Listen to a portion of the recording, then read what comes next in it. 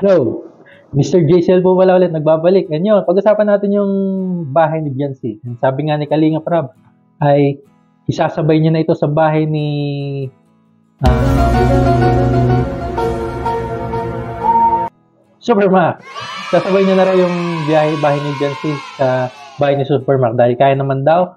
And marami ring mga uh, nagre-request na mga supporter and yung mga sponsor na nagre-request na masimulan na itong bahay ni Biancy. Dahil makikita rin natin sa latest na upload ni Dr. Lab na pinasok po ng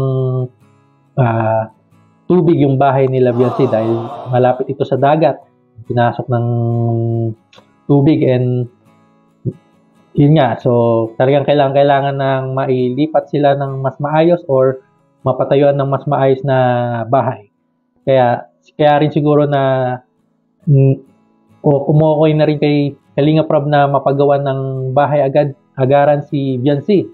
And isasabay ito kay Supermac. So maraming mga supporter dito ang matutuwa niyan, sigurado ako. And yun nga. So kaabang-abang ito dahil sabi nga ni Kalinga Prab na ito yung pinakamalaking bahay na gagawin dahil ang request ng mga sponsor ay may second floor ang bahay na to. So abangan natin to. And yun nga, sa vlog nila sa Palawan, makikita natin na sobrang close rin ng dalawang ito, katulad ng Jomcar. Sobrang close na ng EDC.